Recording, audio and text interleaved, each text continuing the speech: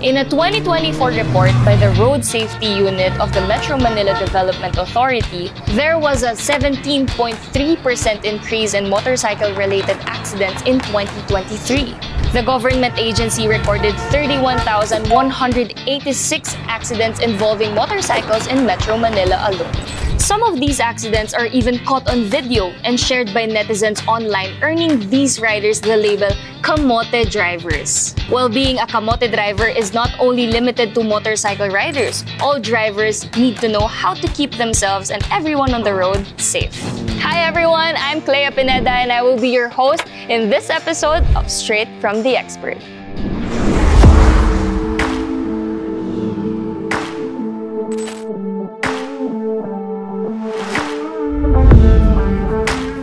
Welcome back to this Straight from the Expert episode. So after learning safety checks, safety gears, we are ready to hit the road. But before we do that, let's get a refresher of the basic and most important traffic rules.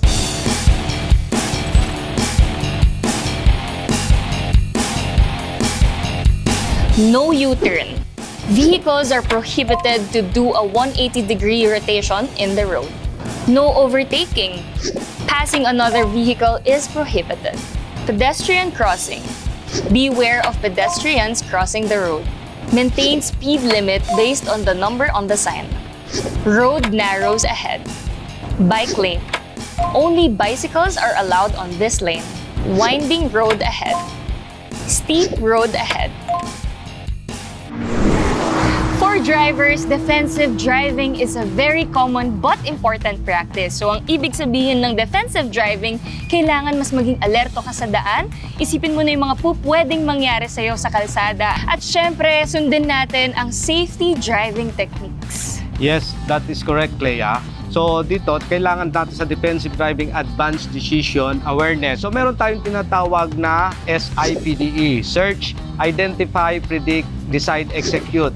Example, bata, nakatayo sa gilid ng bangketa. Tatawid ba siya or hindi? Kailangan once na tumawid siya, alam mo na kung ano gagawin. So ibig sabihin, pinaghandaan mo siya. Pinaplano pa lang niya, pinaghandaan mo na po siya. Yes, and I think much better if we demonstrate defensive driving on the track. Let's go, Sir Jason. Okay, let's go, Clea.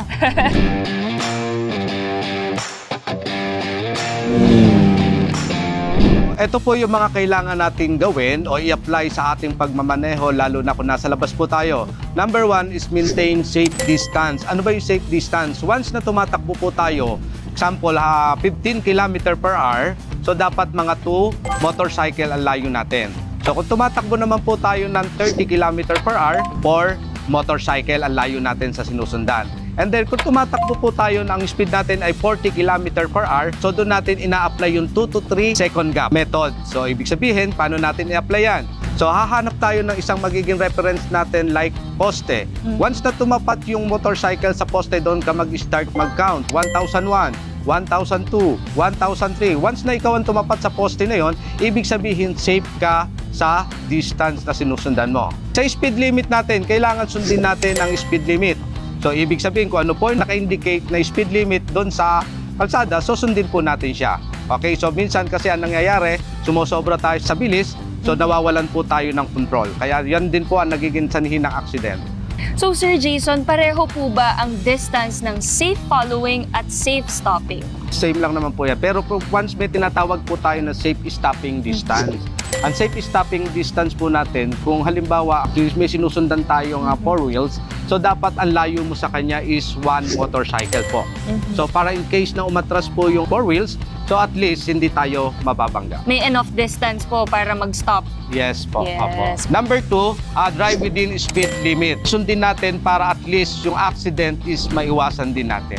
Oh, sir, kasi usually, 'di ba, ang mga aksidente minsan nang nagko-cause niyan dahil sa bilis ng isang kotse o motorsiklo. Yes po, kasi nawawalan po sila ng control pag sobrang bilis. And then next, yung blind spot. So yung blind spot natin, yan ang mga hindi natin nakikita. Lalo na sa side mirror natin kasi is merong blind spot yan na tinatawag. Before ka mag-left, make sure na gumamit tayo ng head check. Ang head check po natin, turn your head over your shoulder. So ibig sabihin yun ang hindi natin nakikita. So every time naliliko, make sure na gumagamit tayo ng head check. Pag liliko tayo, mas magandang gumagamit din po tayo ng hand signal. Yes. Okay, so hand signal, kung magle-left tayo, straight lang po natin yung ating left hand. And then kung magra-right po tayo, is ganito po. Nakataas Tapos po pagka hihinto tayo, sir, di ba ganito? Tama ba? Okay, ganito po siya or pwedeng ganito. Ganito.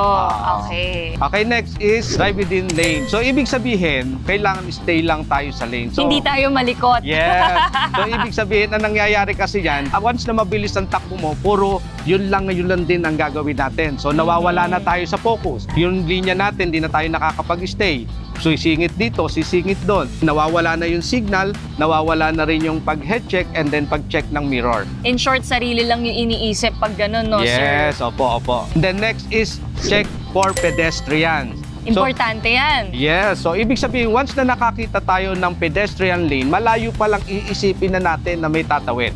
So ibig sabihin, sila po ang may karapatan sa kalsada. So malayo pa lang, kailangan mag-slow down na tayo. So, ibig sabihin, para maiwasan po natin yung aksidente. Makasagasa. Yes, then last is mind intersection. Sa intersection, before ng intersection, so dapat aware tayo sa lahat. Dito kasi sa Pilipinas, hindi nasusunod yung first stop, first to go. So, ang nangyayari po, kung sino huminto, uunahan po ng ibang riders. Akala nila, is pinauuna mo sila. So, yun po, nawawala na po yung sa right of way. Tsaka, di ba dapat, Sir Jason, kapag ka approaching ka ng intersection, kailangan slow down kasi may nanggagaling na kotse sa harap mo, sa kanan, sa kaliwa, at sa likod. Yes, so dapat malayo pa lang pinag-isipan, alam mo na merong tatawid. Malayo pa lang kita mo na intersection. Meron naman yan sa kalsada na paint, di ba, sir? Yes. Kung intersection, yung maraming linya na paint. So ibig sabihin, meron na yellow box, may pedestrian lane. Before pedestrian lane, meron tayong tinatawag na stop line. So dapat doon po tayo humihinto. So Sir Jason, sa motorsiklo, meron tayong brake sa handlebar sa kanan at meron din tayong preno sa right foot natin. Tuwing kailan ba natin gagamitin ang brake sa harap, sa handlebar at sa paa? Or pwede ba silang sabay gamitin? Actually, ang practice po namin dito, once na tumatakbo tayo ng 40 km/h, so ang tinuturo po namin is rear and front. 70% ang lakas ng rear, 30% ang lakas ng front.